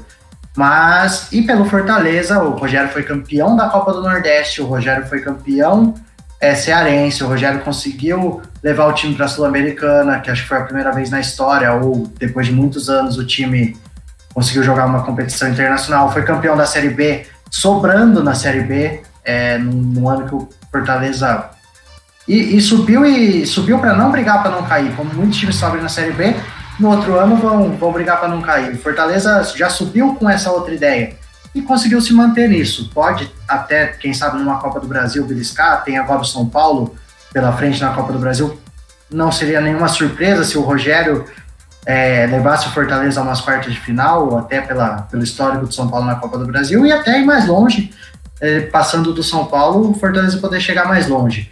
Mas até levanta a questão do melhor técnico do Brasil nesse sentido. Não tem um elenco cheio de estrelas, não tem o investimento que outros têm. Tem o fator da pressão no Fortaleza não ser talvez tão grande quanto em outros clubes? Tem. E dos objetivos serem mais baixos e ser mais fácil de alcançar? Tem. Só que com o elenco, com os objetivos, ele tem conseguido cumprir tudo que a torcida, que a diretoria, que os jogadores do Fortaleza exigem dele. Então, e quem sabe nos próximos anos, ou no São Paulo, ou em outro time grande, já vejo o Rogério pronto para pelo menos tentar assumir esse desafio novamente e quem sabe deslanchar como técnico. Rocha, completa e depois a gente passa pro Bassi a pergunta. Que só queria falar que obviamente lá no Nordeste ele não vai ganhar tudo, né? Esse ano ele foi eliminado na Copa do Nordeste pro Ceará e agora tá disputando a final do Cearense. Ele ganhou o primeiro jogo 2-1 e contra o próprio Ceará e tem boa chance de ser campeão. Mas até mesmo lá eu enxergo o Ceará com mais material, né? O Guto acho que tem jogadores um pouco melhores que o Rogério na mão. Eu acho que no Fortaleza, até mesmo citando quando ele foi pro Cruzeiro e o Zé Ricardo assumiu o Fortaleza, a queda de desempenho foi totalmente visível. Isso mostra que o Rogério tinha o grupo na mão e conseguia extrair de cada jogador o melhor, né? Conseguia potencializar o que cada atleta tinha de melhor. E eu não acho que dá para pagar o comando dele, né, as passagens dele, tanto no São Paulo como no Cruzeiro, porque, querendo ou não, foram 2 fracassos, entre aspas, dele como treinador, e isso torna ele ainda como uma aposta. Eu acho que ele que agora eu vou acabar me contradizendo, mas ele é uma realidade pelo trabalho que ele faz no Fortaleza, mas não deixa de ser uma aposta quando ele for para um time de maior expressão, maior investimento, porque quando ele for para esse clube de maior investimento, a pressão é totalmente diferente e ele vai ter que provar algo que ele ainda não conseguiu, né? Que é fazer um bom trabalho num time, com todo respeito ao Fortaleza, mas um time de ponta e que entre numa competição para ser campeão. Então, assim, eu acho que ele é realidade atualmente, ele vai ser saindo do Fortaleza, com certeza vai ser cobiçado por todos os clubes, mas vai ser uma aposta a partir do momento que ele chegar numa próxima equipe. Aproveitando isso que você falou, Rocha, eu vou passar por Bassi com a seguinte pergunta, não mais... Lógico, você pode responder se você acha que o Rogério Ceni é o melhor do Brasil hoje pelo trabalho que faz, ou se ele pode vir a ser o melhor do Brasil no futuro.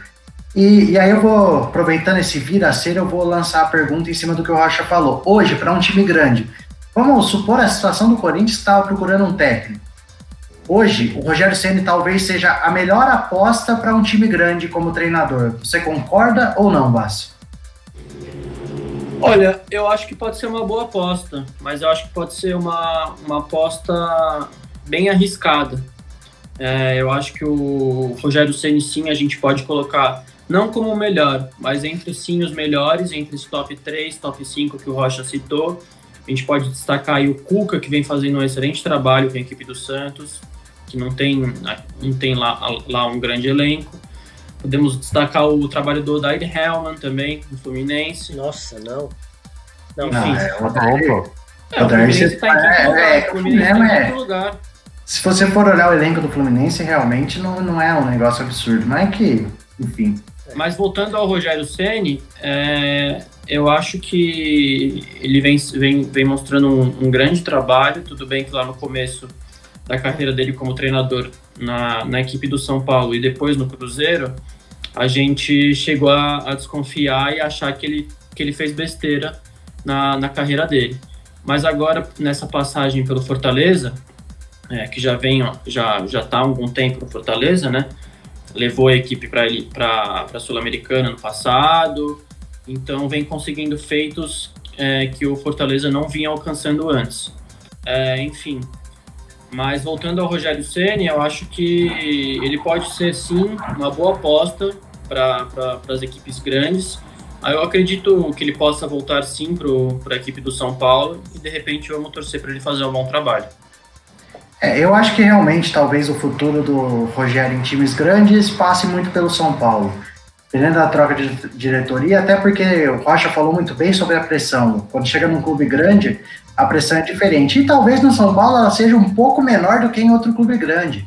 Se o Rogério vai para um clube hoje como um Flamengo, por exemplo, e para um São Paulo, a pressão vai ser maior no Flamengo do que no São Paulo, por todo o histórico que ele tem com o São Paulo, apesar da passagem ruim como treinador, porque se a gente for ver, a própria torcida do São Paulo, eu que converso com muitos São Paulinos, obviamente, pela minha posição, eu vejo muitos torcedores do São Paulo não culpam ele pela passagem ruim como técnico do São Paulo. A gente sabe que teve muitos problemas, diretoria acabou usando ele como bode expiatório na época que estava tudo ruim, jogou a culpa de tudo em cima do Rogério, ele não é muito de aceitar isso, né, e acabou por isso também deixando o time. Então a torcida do São Paulo até tem uma expectativa muito grande que ele volte e vá fazer um grande trabalho, talvez por isso a pressão dele no São Paulo seja menor que outros clubes. Mas também acho que se ele for para outro clube, com um tempo, com certa paciência da torcida, ele pode sim desenvolver um grande trabalho em qualquer grande do Brasil. Vejo com certa dificuldade, até um pouquinho de dor no coração, por exemplo, se ele vai para um Corinthians, ia ficar uma situação complicada para o Rogério, para a torcida do Corinthians, para a torcida do São Paulo. Então acho que é outra conversa aí, para um Corinthians, para um Palmeiras, para o Santos menos, mas para o Corinthians e para o Palmeiras seria uma coisa mais delicada por outros fatores, mas como treinador acho sim que ele tem potencial. Marcos, e aí, o Rogério tem esse potencial mesmo, ou é mais... Não, ele tem esse potencial, o problema é isso, ele precisa mostrar, só falta isso. Ele tem um grande trabalho, ele tem aquela tática que precisa, a coragem que precisa, só falta um time grande contratar ele e ele ter a oportunidade de mostrar, porque como eu falei antes também, os dois trabalhos dele em time grande tiveram ali problemas extra-campo que não contribuíram para ele poder fazer o trabalho que ele faz no Fortaleza, né? Não foi tipo culpa dele, só não deu certo. Exatamente. E Rocha, falei em time grande aqui, falei da questão do São Paulo, da pressão, eu vi que você deu uma titubeada, não sei se você concordou ou discordou.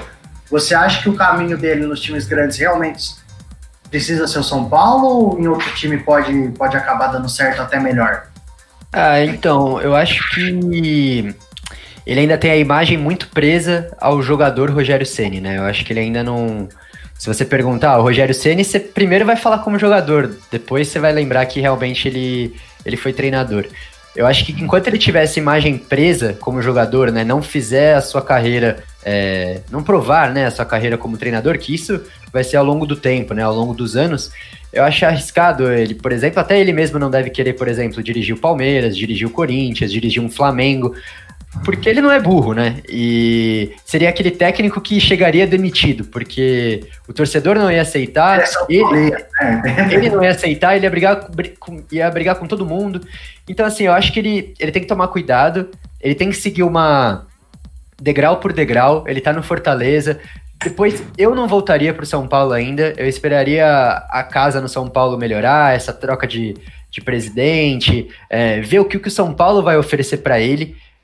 Como eu até já não lembro se citei já num programa aqui ou conversando com vocês, ao longo dos anos o Rogério acho que vai dirigir o São Paulo por umas 5, 6 vezes, né? Eu não imagino São Paulo, o Rogério assumindo São Paulo e ficando 10 anos no clube. Não, ele nunca vai sair do São Paulo e o São Paulo sair da vida dele. Não, vai ficar um vai-vem, vai ficar um vai-vem longo.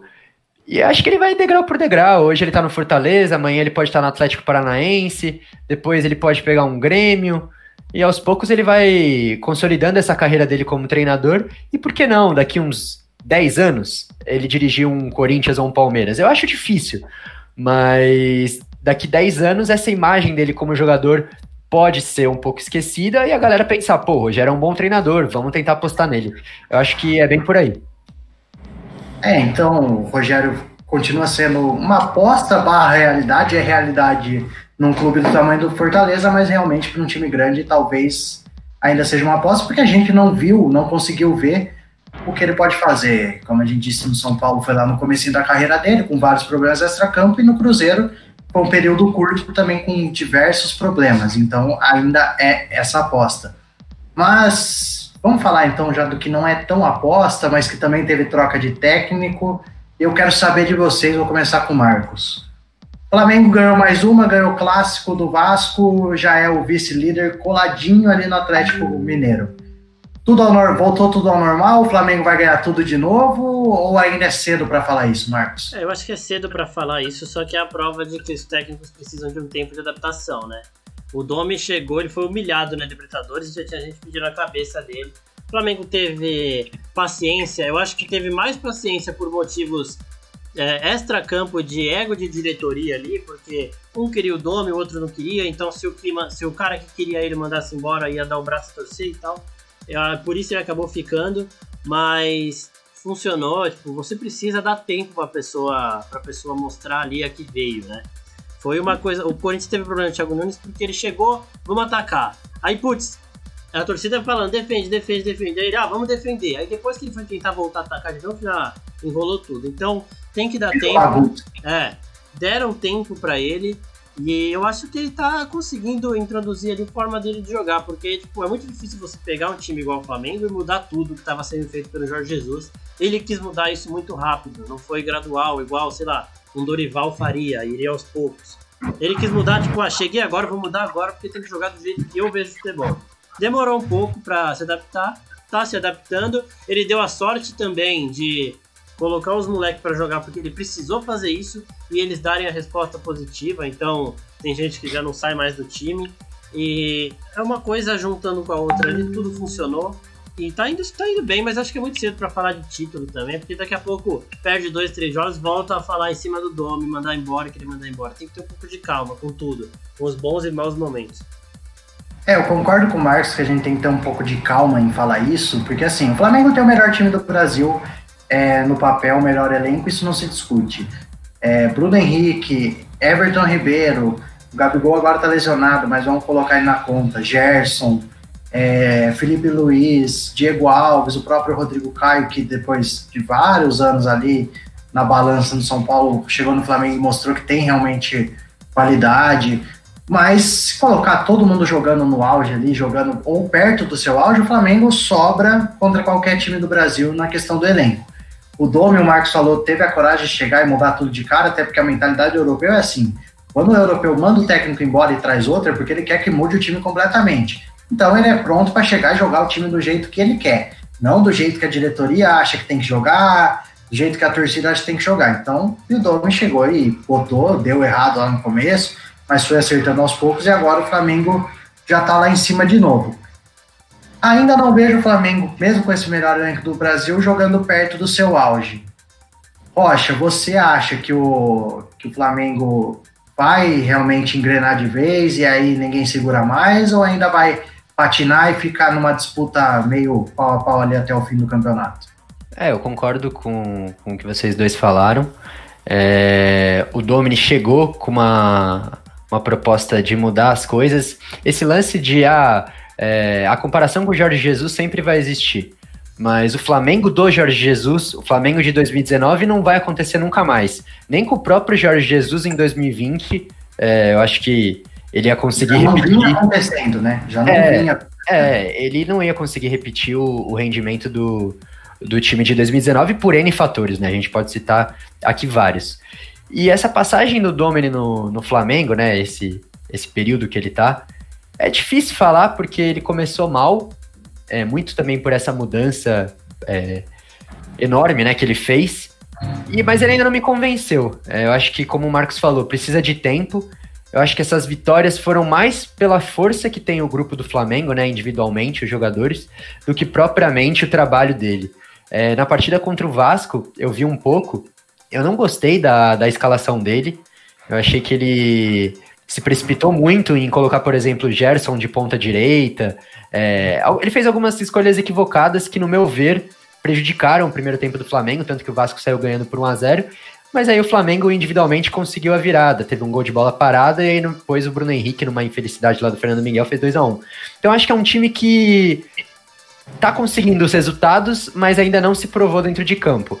Com certeza vai brigar pelo título brasileiro, como vocês mesmo já falaram, tem o melhor time disparado daqui do futebol brasileiro, e quem sabe da América do Sul, né?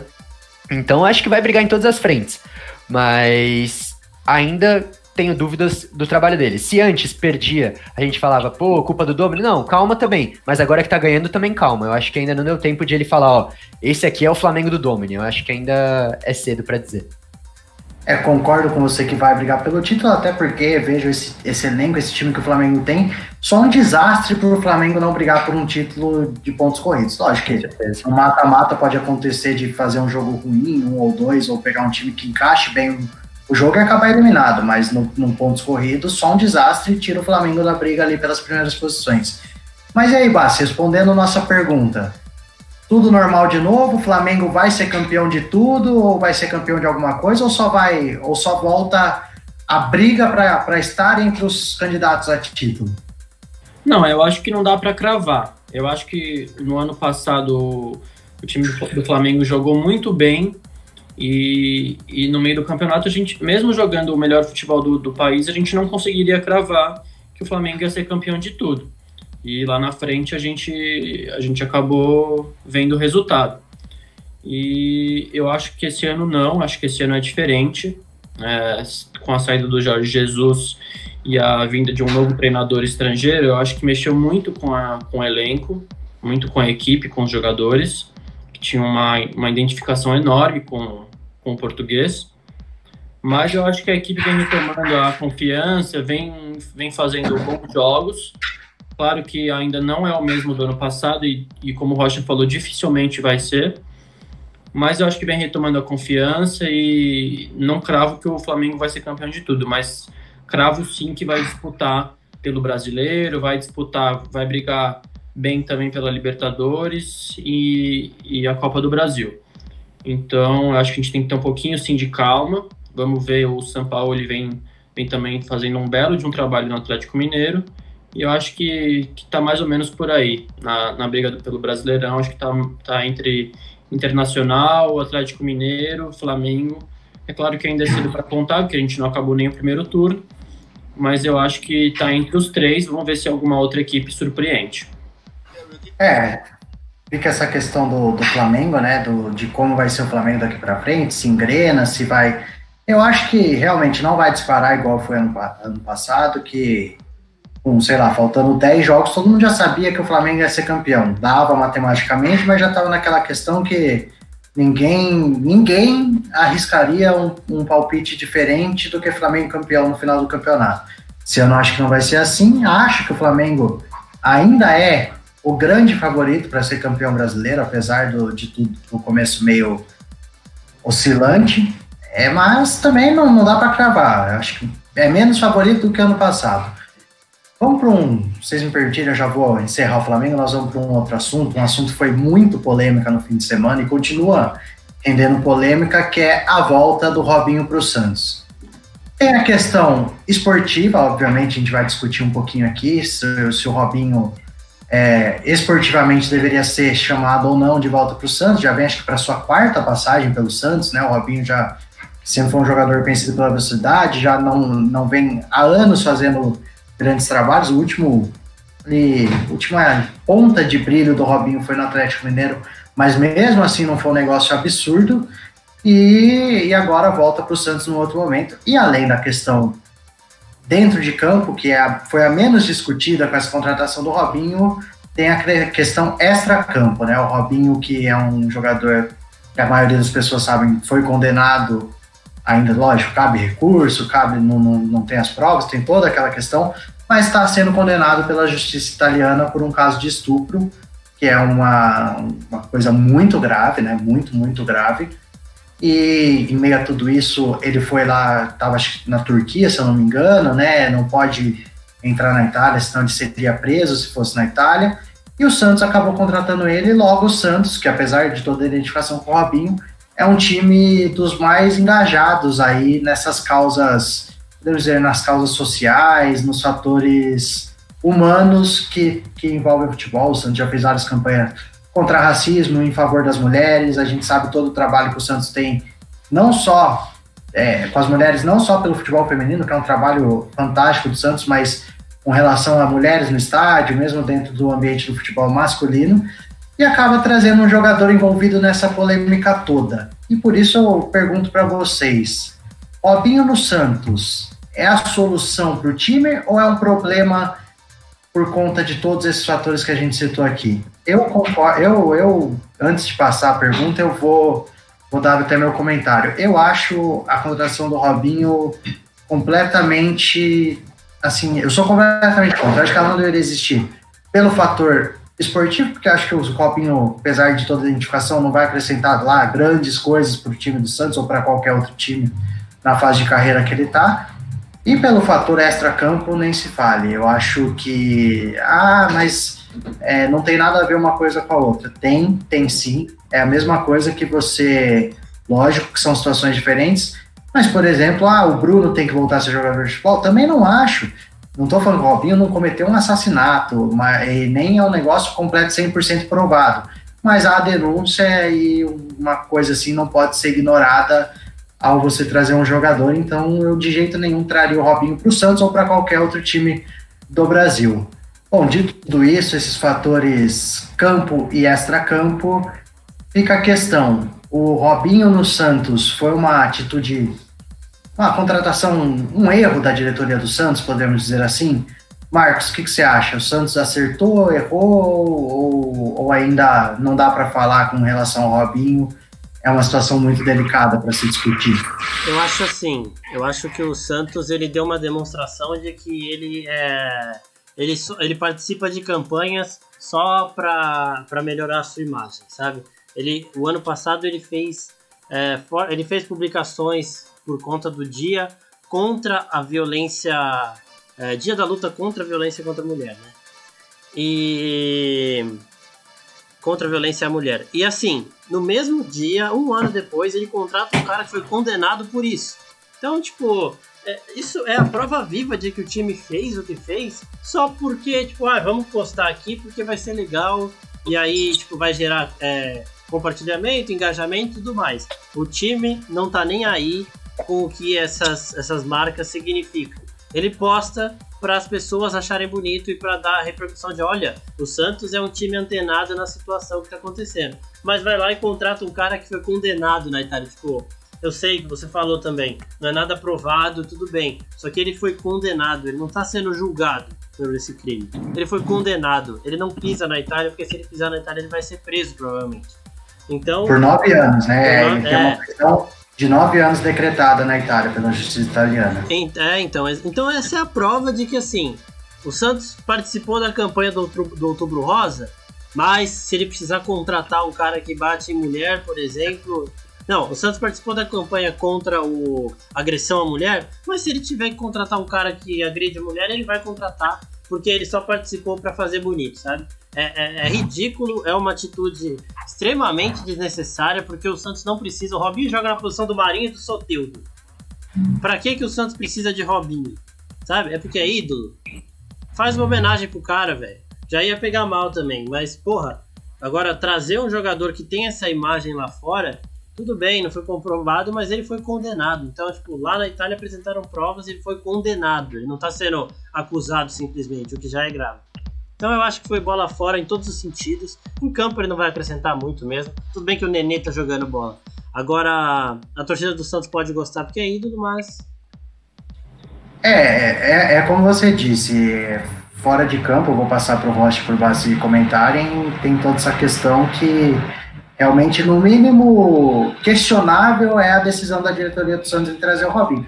Dentro de campo, apesar dele já não jogar bem há alguns anos, não ter grandes atuações, não ser mais aquele Robinho, tem toda a questão da identificação com o time, não dá para jogar fora tudo que o Robinho fez na carreira. O Robinho tem um início de carreira brilhante, chegou no Real Madrid que todo mundo questiona, mas não foi um trabalho ruim do Robinho no Real Madrid, voltou para o Santos na época do Neymar e Ganso, fez boas atuações também, né? Com a seleção, ficou anos na seleção e sendo um dos destaques da seleção brasileira, mas essa questão fora de campo pesa demais. E o que assusta um pouquinho, vou passar para o Bassi agora, mas o que me assusta um pouquinho é ver muita gente nas redes sociais, mas o que tem a ver uma coisa com a outra? O que tem a ver uma coisa com a outra? Só porque o cara fez um erro na vida dele, ele não pode voltar a trabalhar com o que ele trabalha. Eu acho que é um buraco um pouquinho mais fundo do que o que tem a ver uma coisa com a outra. Marcos, depois você fala. Bassi, um primeiro comentário sobre toda essa situação. Santos erra em trazer o Robinho, na sua visão? Eu acho que primeiro, para falar sobre o Robinho dentro de campo, você levantou a questão se pode ser a solução, se pode criar um novo problema para a equipe do Santos. Eu acho que a solução está longe de ser, até porque o Santos aí está entre os 6 primeiros colocados da tabela. Então eu acho que dentro de campo o Robinho não vai... Pode até que faça bons jogos, faça gol, dê pedalada, mas eu acho que acrescentar, assim... Acho que ele pode servir no sentido de, por exemplo, o Carlos Sanches está machucado, o Santos teve algumas peças que o Raniel também, que é um atacante também que está com problema de saúde, então o Robinho de repente pode ser importante para repor, porque o Robinho já é um jogador com um pouquinho mais de idade e vamos ver se dá algum resultado dentro de campo. Agora falando sobre o problema extra-campo, eu acho que é um assunto muito delicado, ele foi realmente condenado pela justiça italiana e o caso foi um pouco esquecido, vamos dizer assim, pelo fato do Robinho não estar no futebol brasileiro, e agora com essa contratação, com essa decisão da equipe santista de repatriar o atleta, essa questão voltou à tona. Então, eu acho que já gerou bastante discussão desde esse acordo e vai continuar gerando. Eu acho que é um assunto muito delicado, a gente precisa ter bastante cuidado com isso. O Peão também citou o caso do goleiro Bruno. Eu acho que cada indivíduo pode pensar de formas diferentes. Eu acho sim que uma pessoa que cometeu crime, que estuprou, que assassinou alguém, deve ser punido por isso. E aí vamos ver, a questão não tá em nós.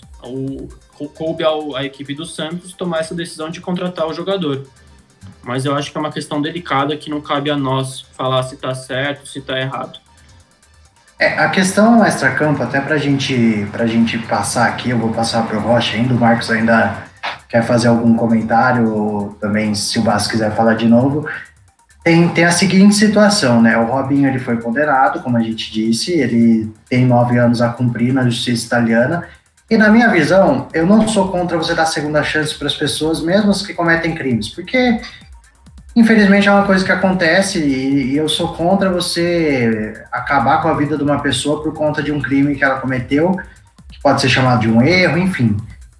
Desde que a pessoa cumpra, por exemplo, se o Robinho tivesse sido preso lá atrás, cumprido 9 anos e voltado a jogar, ok, beleza, ia questionar a atitude dele do crime que ele cometeu, as pessoas iam questionar, mas ele cumpriu o que a justiça determinou que ele cumprisse. O problema ele foi condenado e aí ele praticamente fugiu da Itália, porque ele veio, à época ele voltou a jogar aqui no Brasil, estava aqui no Atlético Mineiro, aí ele foi para a Turquia, que era um país que não ia se falar disso, e como eu disse o Bastos, ficou tudo esquecido aqui no Brasil. Ninguém lembrava do Robinho e do crime que ele tinha cometido. E aí, quando ele é contratado, vários veículos só deram a informação de que ele foi contratado e alguns veículos já levantaram, condenado por estupro, Robinho anunciado pelo Santos. E aí vem a questão das pessoas falando, mas se o jornal não fala, ninguém ia saber que ele foi, porque isso aí não tem nada a ver com futebol. Mas aí que eu vejo mais o problema, o lembrar que ele foi condenado por uma ação dessa, é um absurdo para certas pessoas. O ele ter feito não é tão absurdo, poderia ter sido deixado de lado, porque ele ser contratado não tem nada a ver com o crime que ele cometeu. Eu acho pelo contrário, eu acho que passa muito por isso. Rocha, principalmente do fator extra-campo, como você enxerga essa contratação? Você acha que o Santos pode ser absolvido, que temos que separar as coisas, ou chega a ser um absurdo essa volta do Robinho para o futebol brasileiro? Cara, concordo muito com o que todos vocês falaram. Eu sempre fui uma pessoa que falei, o extra-campo não interfere, vamos só preocupar o que ele faz dentro de campo, o que ele faz fora são outros problemas. Mas num caso como esse do Robinho, é impossível você abrir mão, né, esquecer de uma pessoa que foi condenada por estupro na Itália. Ele não pode pisar no país, porque senão ele é preso por 9 anos. Eu acho que é um absurdo você falar dele sem citar esse caso. esportivamente falando, eu sou fã do Robinho, sempre gostei, acho que a carreira dele não foi como todos imaginavam que seria, mas foi muito boa. É um cara que, por onde passou, deixou seu legado, né? Sua marca. Jogou muito bem e eu acredito que possa ainda contribuir para o Santos, mesmo com 36 anos, pode ajudar em algo. Até porque sempre foi um atleta acima da média e jogar aqui no Brasil a gente já viu casos que o cara pode jogar mesmo com uma certa idade, né? Avançada. Mas, até hoje, né? Jogadores como... Sim, Nenê. O Daniel Alves é completamente diferente, tem a questão da torcida pegar no pé dele, mas é muito acima dos outros. O próprio Rondo, japonês, que não tem uma carreira tão brilhante, mas consegue algumas coisas no futebol brasileiro. O Sidorf, quantos anos jogou aqui? O Ronaldo, exato, nem dispensa comentários. Então, realmente, no campo, falar da idade é complicado, principalmente no Brasil, né, Rocha? Sim, peraí, quer falar, Bassi? Não, pode continuar. E fazendo então um resumo desse caso que vocês já falaram, eu vou acabar repetindo, né, o que vocês disseram. É um assunto delicado, eu acho que casos como esse no futebol existem vários e muitas vezes nem são noticiados, mas cada caso tem a sua história, tem os seus fatos e a gente precisa analisar. O do Robinho estava na mídia, né, tá provado o que aconteceu. Tudo bem, você pode falar realmente, faltam provas lá, mas ele tá condenado, né? Ele não é acusado, ele tá condenado. Então acho que o Santos se equivocou muito nessa contratação.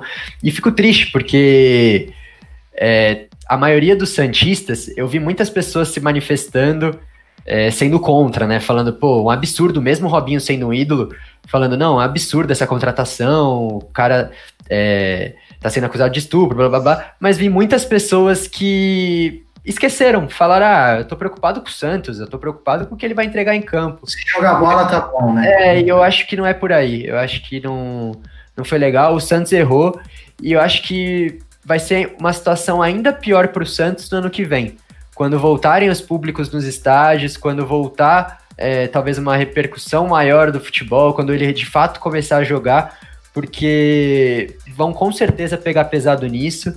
É uma coisa que não deve ser esquecida, é uma mancha na carreira do Robinho. E, enfim, eu acho que o Santos se equivocou sim nessa contratação. É que aqui talvez a gente tenha o problema de quando voltar tudo ao normal, se o Robinho já entrar no time e começar a jogar bem, a grande maioria das pessoas vai esquecer, né? Mas as torcidas rivais não vão. Mas não deveria ser esquecido, né? Marcos, pode ter certeza. Pode ter certeza que num Santos e Palmeiras, num Santos e Flamengo, vai ter um canto contra o Robinho que, pra de fato lembrar, o Santos contratou um cara que tá sendo acusado de estupro na Itália. Então, eu acho que... enfim, vai, Marcos, fala aí. Só pra finalizar isso também, eu acho assim, a gente tá de fora, a gente não sabe o que aconteceu realmente. Só que assim, se você for condenado de agressão, de violência contra a mulher, de estupro, fique no país. Se você é inocente, prove que você é inocente. Se você é culpado, cumpra a sua pena. Não foge do país e finge que isso não aconteceu, tá ligado? Então, assim... até aproveitando isso, Marcos, só queria lembrar aqui, por exemplo, a gente tem o exemplo do caso do Neymar. Não tô discutindo se foi, se aconteceu, se não aconteceu. Mas ele continuou lá, ele fez o que tinha que fazer, até que, segundo a justiça, provou-se a inocência e tudo certo. O Robinho não fez isso. O Robinho, quando ele viu que ia estourar a coisa... Surgiram as primeiras acusações, a primeira coisa que ele fez foi vir para o Brasil de volta e depois para a Turquia. Então, sim, só para fechar. Quem somos nós para falar realmente ele fez ou não fez? Agora mesmo teve o caso do Dudu no Palmeiras e eu questionei muito essa ida dele para Dubai, para os Emirados. Será que é outro cara que tá fugindo do que fez aqui? Mudar o foco, né? Vamos mudar o foco para depois voltar. Eu mesmo, o Dudu, ele é meu ídolo dentro de campo, mas mesmo sendo palmeirense, eu não vou deixar de questionar esse lado do cara. Porque nesse caso, mais uma vez, se o cara tá indo na balada, se o cara tá bebendo, não, aí eu tô pouco me lixando. Se ele jogar bola, beleza. Mas um caso de estupro, um caso de agressão, um caso é uma coisa muito além. Então, enquanto mostraram certas provas do Dudu, parecia ser uma pessoa inocente, né? Um relacionamento que tem muitos problemas, não só da parte dele, da parte dela e vice-versa, enfim. Mas nada foi esclarecido, né? Então... É difícil falar, eu acho que... Tem vários casos, né? O Jean, goleiro, que estava no São Paulo, agora tá no Sport, ninguém mais lembra porque ele saiu de São Paulo. É o que eu falo, são casos e casos, você precisa analisar friamente cada um e não pode levar o fator da emoção, né? O fator de, se ele jogar bem, a gente vai esquecer. Não, cara, são algumas coisas que são relevantes sim, que não pode passar batido. Exatamente, vocês falaram do Neymar também, então assim, o Neymar é um exemplo de que assim, se você não é culpado, prove a sua inocência que ninguém vai ficar lembrando disso, tá ligado? Ele provou, né? Ele provou a inocência dele, ninguém fala mais disso. O Neymar, ele é o adulto Ney que a gente quer ver ganhando uma Copa do Mundo, entendeu? Porque ele provou a inocência. O Robinho, uma coisa recente, de um ano pra cá, exato. Isso, todo esse bolo, o Robinho literalmente fugiu.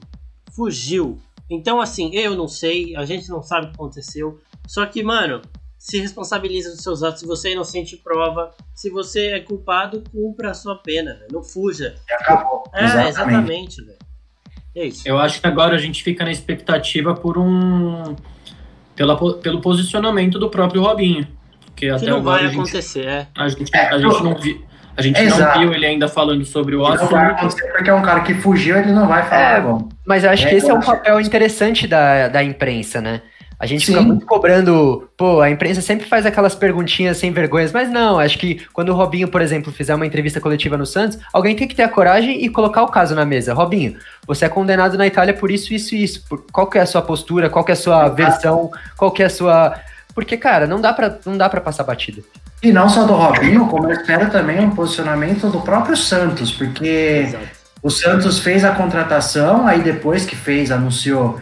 Vieram todos os questionamentos e até agora o Santos só falou sobre a contratação e deixou o assunto morrer. Que, como o Marcos disse, em outros momentos já se posicionou contra racismo, já se posicionou contra agressão à mulher, contra várias situações aí delicadas da sociedade. E agora que envolve uma pessoa que eles estão trazendo para o Brasil de volta, eles não vão falar nada? Eles não vão... É meio estranho, eu acho, essa falta de posicionamento do Santos. E eu acho que, ainda nisso que o Rocha falou, eu acho que o Santos pode travar as pessoas, os repórteres, de fazer esse tipo de pergunta. O veículo que tiver o repórter que perguntar sobre isso do Robinho vai ser vetado das coletivas do Santos, por exemplo. Então cabe ao clube dar essa liberdade de expressão para quem quiser perguntar, e cabe aos repórteres sim chegar numa coletiva do Robinho e perguntar por que você saiu da Itália, você foi condenado lá, em pé tá esse caso aí, como é que ficou e tudo mais, pra gente saber. É aquilo, né? Já que contratou, assume a bronca agora, né? Prova que, realmente, vamos transparência, né? Pergunta o que quiser, ele vai responder o que quiser, já que teve a coragem, né, de contratar, então agora eu tenho que assumir a bronca com ele aqui. Exatamente. Seria um absurdo.